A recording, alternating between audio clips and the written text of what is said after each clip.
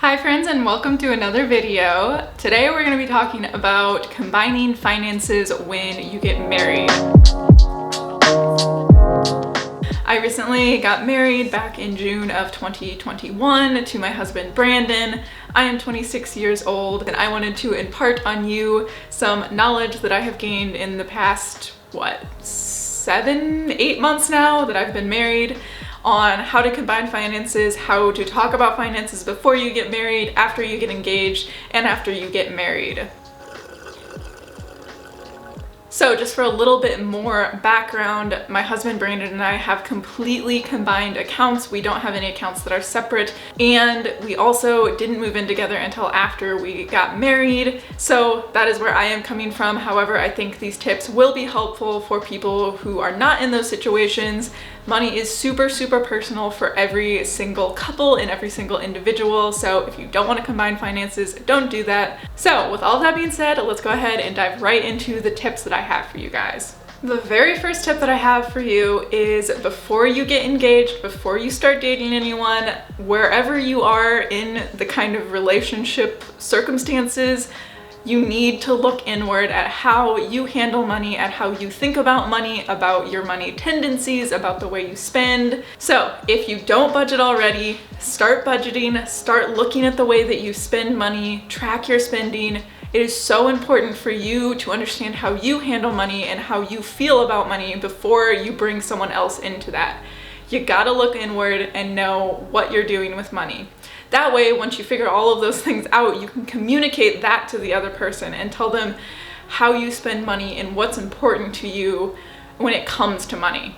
So that's my first tip.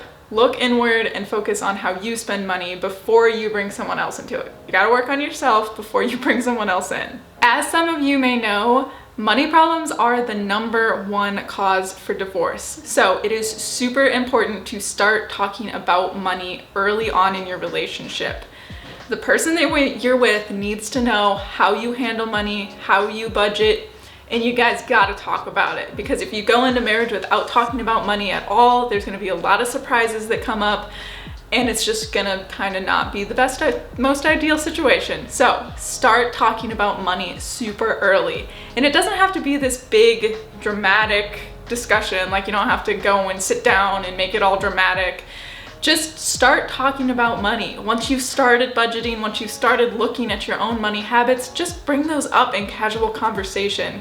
I think a lot of people that are maybe in my generation, they didn't grow up with parents that talked about money, but it's so important to just talk about it. Just talk about how much money you have to spend on certain things. Talk about what your savings goals, talk about what's going on. It doesn't have to be any big deal or anything. Just talk about it. And then as you kind of start moving closer and closer to maybe getting married at some point or moving in together, start kind of having those bigger discussions of how do you feel about debt? How do you feel about having X amount of money in savings at one time? How do you feel about emergency funds? All of those things. That was one thing that I really communicated with Brandon beforehand, was the fact that I really had a goal of paying off debt. And I just made him aware of that. That way he knew once we got married that that was probably gonna be a goal that we would end up having. And then obviously once you actually get engaged, make sure that you know once you get married, are you going to combine accounts? Are you not going to combine accounts? Are you going to have some accounts separate and some accounts together? The wedding is actually a really great place to start talking about money. So once you get engaged, you can sit down and figure out a budget and really start practicing expressing what you want and then listening and then compromising to make both of your money goals happen. Because that's honestly such a big deal once you get married, is being able to listen to what the other person is saying and then also express what you're saying, because you don't want them to feel like they're not being heard, but then you also don't want you to feel like you're not being heard. So those are going to be really important things that you can practice during the wedding. Wedding planning is super stressful and all over the place, so it's a good time to practice because there's also stressful things in marriage, so get ready. I also do know there are some people that will create a joint account that they go ahead and put all of their money for the wedding into, and then they just transfer all of their money into that once they actually get married. So that's kind of a good way to combine finances easily. Brandon and I ended up waiting until actually we were married, and then we just went to the bank like the week after we got married or something and just basically put his name onto all of my accounts. So that's an option. You can create a completely separate account, put all of somebody else's money into one person's account, whatever works for you. Or don't combine finances at all. If that works for you, awesome. And then some more tips for when you're actually married are make sure that you are expressing your why behind things. Don't just say, I want to pay off debt, or I want to have X amount of money in savings, or I want a house by the end of 2 years. You have to express why you want those things, and listen to your partner's why for things as well, because that's really gonna be the root of all money things, is why do I want to do this? For me, paying off debt is super important to me because I don't want to have to owe anything to anyone, and I want to be really secure. Because gonna be honest, I really have a scarcity mindset when it comes to money, which is something that I'm working on, but I like feeling secure, and I like feeling like there isn't gonna be any payments every single month. I wanna get to the point where I don't have monthly payments on a bunch of different things, and that is a huge reason why I wanna be out of debt. So make sure that you're expressing things like that. Figure out, what is my money mindset? Am I more of a scarcity mindset? Am I more of an abundance mindset where I feel like I have all the money in the world? Make sure that you know those things and make sure you express them, because that's gonna be the basic understanding of how you handle money. And if your partner knows those things, then they can kind of understand and be more understanding of you when you express those things. And make sure that you are jointly budgeting. Don't just sit down and make your own budget and expect the other person to stick to that. You have to make sure that when you're budgeting, you sit down and you guys look at your goals together, because maybe they have something that they want to spend money on that you didn't even know and you didn't put it in the budget.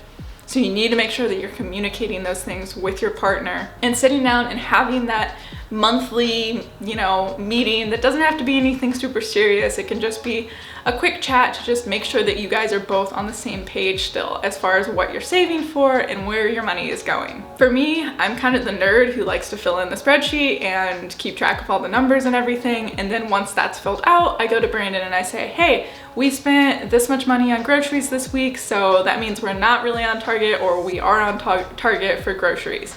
And then he has a good idea of, oh, okay, I'm not gonna go out to a grocery store and spend $200 on a bunch of stuff we don't need then.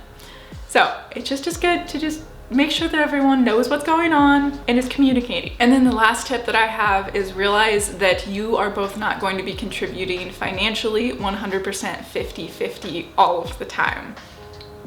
One of you is probably gonna be making a little bit more money, one of you is gonna be making a little bit less money, and it's really easy to fall into feeling guilty for not contributing enough, or feeling like you get to be more in control of what's going on financially because you make more money.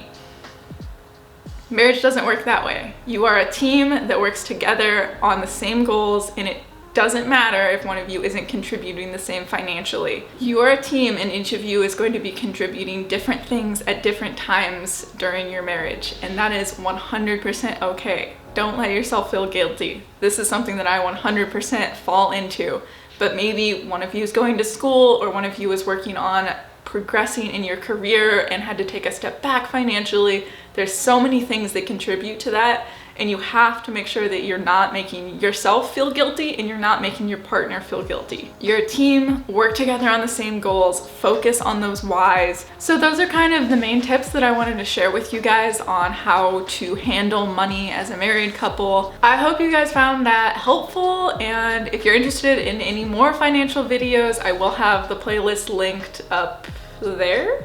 I think it's on that side. To all of my financial videos. I have a few on here at this point, and I definitely want to continue making more. So if there's any specific questions or any specific topics surrounding money that you guys want me to talk about, make sure that you comment that down below. And as always, make sure that you guys are subscribed. We've definitely gained a few more people on here, so welcome to all of you new people. I'm super happy to have you here, and thank you so much for subscribing. And with that, I will see you in the next one. Bye guys. mind.